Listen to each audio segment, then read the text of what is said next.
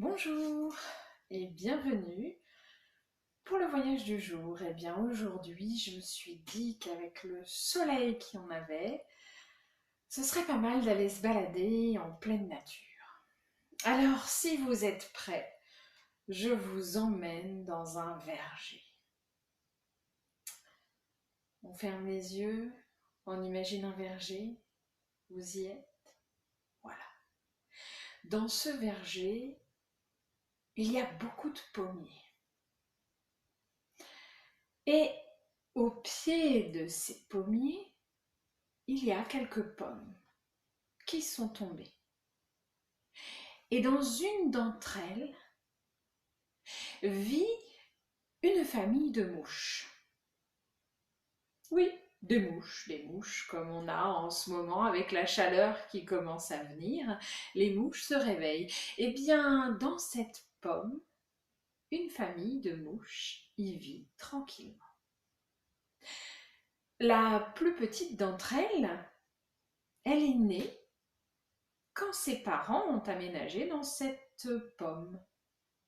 Et ma foi, de sa petite vie, elle n'a connu que cette pomme et ce verger. Elle n'est jamais allée voir plus loin. Ma foi, la vie se passe bien comme cela auprès de sa famille. Et puis un jour ensoleillé comme aujourd'hui, elle voit venir près de sa pomme un animal qu'elle n'avait encore jamais vu. Peut-être me suis-je trompée, ce n'est pas un animal, elle fait partie des insectes volants. Elle voit arriver près d'elle, pour la première fois de sa vie, un papillon. Cette petite mouche, elle est éblouie par toutes les couleurs qui ornent les ailes de cet animal qu'elle ne connaît pas. Et ce papillon, il vient lui parler, à elle. Bonjour, excusez-moi, je me suis un peu égarée. J'aimerais aller du côté de la forêt. Pouvez-vous me dire où elle se trouve? La petite mouche, qui n'a toujours vécu que près de sa pomme, est bien embarrassée. Elle lui dit: Eh bien, je crois que c'est par là. Après le verger. Le papillon la remercie et s'en va en s'envolant très légèrement. La petite mouche est ébahie par ce qu'elle vient de découvrir. Un animal si beau, si gracieux, des ailes si colorées. Elle n'en revient pas. Elle regarde les siennes. Oh, elles sont transparentes, n'ont aucune couleur, aucun intérêt.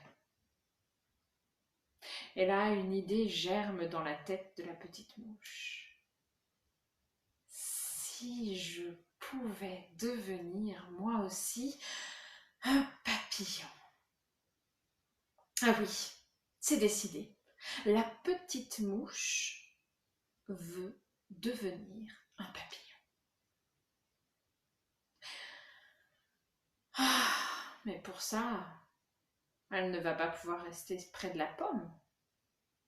Alors, le soir, quand elle rentre chez ses parents dans la pomme, elle commence à parler de son projet. Voilà, j'aimerais quitter la pomme et devenir un papillon. Oh, ses parents ont bien ri. Une mouche, devenir un papillon, voyons. On n'est pas bien dans ce verger? Toute la famille ensemble sur cette pomme? Non, rien de mieux dans la vie. Ne t'inquiète pas, ma chérie, tout ira bien. Mais cette petite mouche, elle n'en est pas convaincue.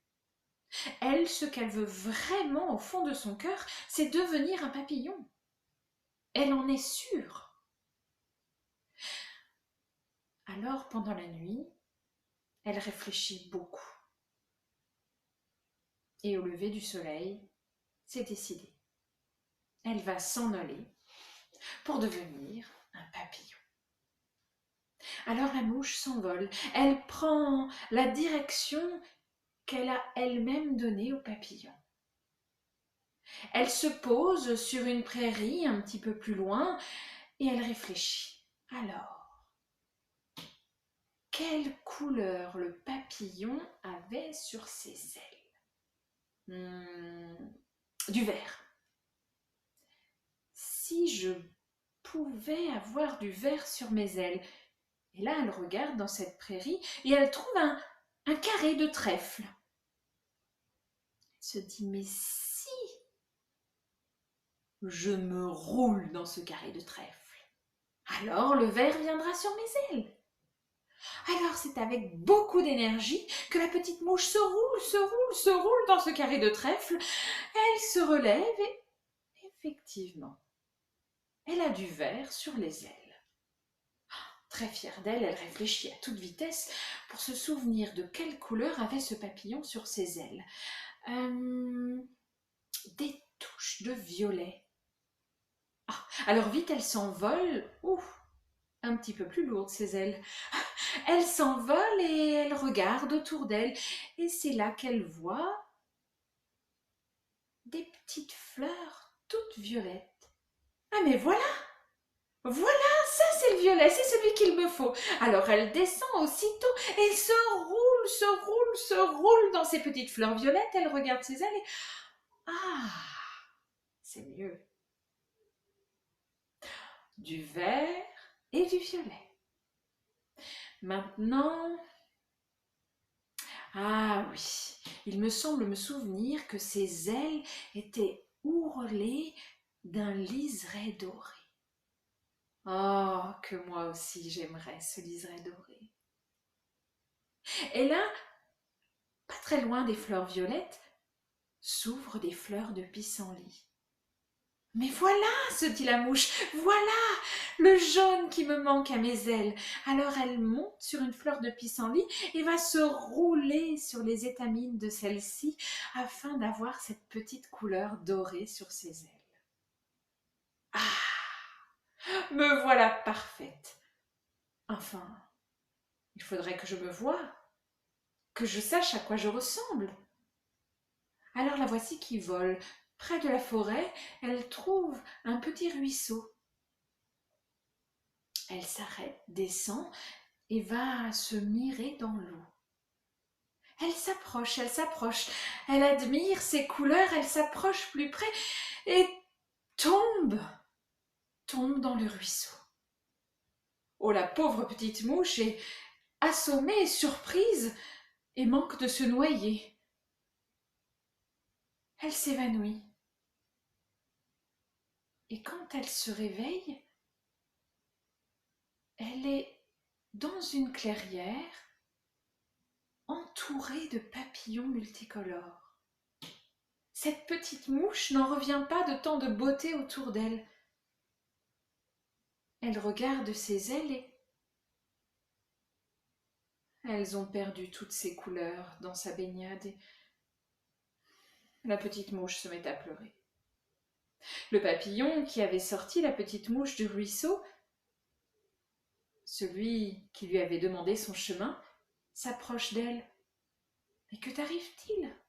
Pourquoi pleures-tu? » « Oh, j'ai tellement fait d'efforts pour devenir un beau papillon, pour avoir de jolies couleurs moi aussi, comme vous. Et maintenant, je n'ai plus de couleurs, je retrouve mes ailes telles qu'elles étaient, transparentes, toutes petites et sans aucun intérêt. » Le papillon regarde la mouche et lui fait un grand sourire. « Quoi? Toi?